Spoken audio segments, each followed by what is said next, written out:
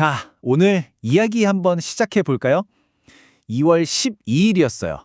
한국의 대통령하고 야당 대표가 만나기로 한 날이었는데 이 만남이요, 시작도 해보기 전에 그냥 없던 일이 되어버렸습니다. 이게 그냥 일정이 안 맞아서 취소된 그런 차원의 이야기가 아니에요. 대한민국 정치 역사상 정말 단 한 번도 없었던 일이 벌어진 겁니다. 야당이 먼저 만나자고 요청해놓고 바로 그 당일날 스스로 취소해버린 거죠. 이 전례 없는 상황에 사람들은 다들 한 가지 질문을 떠올렸습니다. 도대체 왜 그랬을까? 이 텅 빈 오찬 테이블에 담긴 의미를 제대로 알려면요, 먼저 이 사건이 벌어진 무대, 그러니까 지금의 국회 상황부터 좀 들여다봐야 합니다. 지금 상황이 딱 이렇습니다. 한쪽에선 국민들 먹고 사는 문제랑 관련된 법안이 100개가 넘게 밀려있다, 빨리 통과시키자 이러고 있는데, 다른 한쪽에선 안 돼, 회의 안 열어, 필리버스터로 다 막을 거야, 이렇게 맞서고 있는 거죠. 그러니까 이건 국정을 운영하려는 쪽과 그걸 아예 못하게 막으려는 쪽의 정면 충돌이라고 볼 수 있습니다. 이게 사실은 굉장히 계산된 전략이에요. 필리버스터를 딱 걸어버리면 여당 의원들은 국회를 지켜야 하니까 서울에 꼼짝없이 묶여 있어야 하거든요. 바로 그 시간에 입법 활동에서 자유로워진 야당 의원들은 자기 지역구에 내려가서 유권자들을 만나는 겁니다. 나라 전체의 입법은 멈춰 세우는 대신 자기 지역구에서는 유리한 고지를 차지하는 그런 셈법인 거죠. 근데 말이죠, 이 정도의 극심한 대립이 단순히 지금의 정치 문제 때문만은 아니라는 겁니다. 이 갈등의 뿌리를 깊숙이 파고 들어가면 얼마 전에 있었던 아주 충격적인 한 사건과 만나게 됩니다. 바로 실패로 끝난 쿠데타의 기억이죠. 이른바 12.3 내란 사태라고 불리는 사건인데요. 지난 정부에서 헌법을 무시하고 계엄령을 선포하려다가 실패한 일입니다. 이게 아직도 끝나지 않은 이야기라는 게 중요해요. 관련 조사가 계속 이어지면서 그 여파가 지금의 정치권에 깊은 불신의 골을 만들고 있는 겁니다. 그 여파 중 하나가 최근 법원의 판결로 모습을 드러냈는데요. 그 결과가 바로 이 숫자입니다. 네, 징역 7년. 이게 누구한테 내려진 형량이냐면요, 쿠데타 시도 당시에 언론사들의 전기를 끊고 물을 끊으라고 지시하면서 내란에 가담했던 전 행정안전부 장관의 형량입니다. 많은 사람들이 이 판결을 보고 아니, 이게 말이 되냐고 생각했어요. 한 판결문 비평에서는 이런 말까지 나왔습니다. 판사가 범죄 사실은 엄청 꼼꼼하게 다 적어놓고 고작 7년을 선고했다. 이건 나라를 뒤엎으려 한 건데 이게 어떻게 정의냐는 거죠. 결국 쿠데타를 주도한 사람들은 제대로 처벌받지 않았다는 인식이 더 강해졌습니다. 자, 이 타임라인을 보시면 모든 조각들이 어떻게 맞춰지는지 딱 보입니다. 오전에 야당 대표는 분명히 대통령과의 오찬에 간다고 했어요.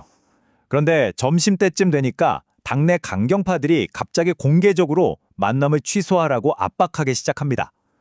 결국 오찬 딱 1시간 전에 장 대표는 이 압박을 이기지 못하고 공식적으로 취소를 통보하죠. 나중에 알려진 사실은 더 충격적이에요. 당내 강경파 핵심 인물인 전환익을 활동가가 경찰 조사를 받으러 가면서 장 대표에게 대통령 만나러 가지 말고 경찰서 앞으로 와서 나를 지지하라고 요구했다는 겁니다.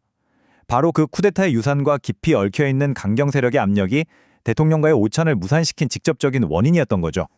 자, 그런데 정말 아이러니한 건요, 정치권은 이렇게 난리인데 바깥 세상, 특히 경제는 완전히 다른 세상처럼 돌아가고 있었다는 겁니다. 블룸버그 같은 외신 보도를 보면요, 지금 전 세계 투자금이 한국으로 막 쏟아져 들어오고 있대요. 얼마나 상황이 좋으면 분석가들이 이건 한국이랑 나머지 세계의 경쟁이다, 이렇게까지 표현하겠어요? 이런 엄청난 투자 열기 덕분에 우리나라의 대표주가 지수인 코스피가 사상 처음으로 5,500선을 돌파했습니다. 이건 정말 역사적인 순간이죠. 그럼 이런 상황에서 정치는 멈췄고 경제는 잘 나가는데 대통령은 대체 뭘 하고 있었을까요? 그 답은 바로 디테일에 있었습니다. 예를 들어 볼게요. 요즘 교복값 진짜 비싸잖아요. 한 벌에 60만 원까지 올랐다는 소식을 듣고는 대통령이 과거 시장이었던 경험을 살려서 이거 생산 방식 자체를 싹 다 바꾸자고 지시한 거예요. 생산자 협동조합 같은 걸 만들어서 가격은 낮추고 품질은 높이고 우리 국산 원단을 쓰게 해서 학생들, 부모님, 그리고 국내 업체들까지 다 좋게 만들자는 거죠. 부동산 문제도 마찬가지예요. 딱 3단계로 접근하더라고요. 첫째, 문제를 명확히 하고 아파트값 담합, 이거 범죄다.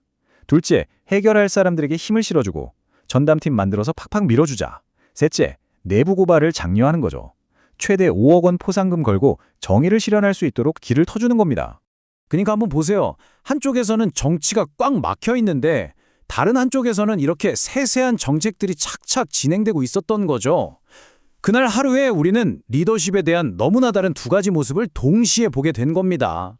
첫 번째 모습은 바로 이겁니다. 텅 비어버린 대통령과의 오찬 식탁. 대화는 끊기고 국가는 분열되어 있다는 걸 보여주는 아주 상징적인 장면이죠. 하지만 그와 동시에 다른 쪽에서는 이런 장면이 펼쳐졌습니다. 오찬이 취소되자 대통령은 그냥 직원들이랑 근처 식당에서 밥 먹고 경복궁에 산책을 나갔어요. 그리고 거기서 그냥 시민들하고 우연히 만나서 이야기를 나눈 거죠. 이 모든 걸 보고 나면 이런 질문을 던지게 됩니다.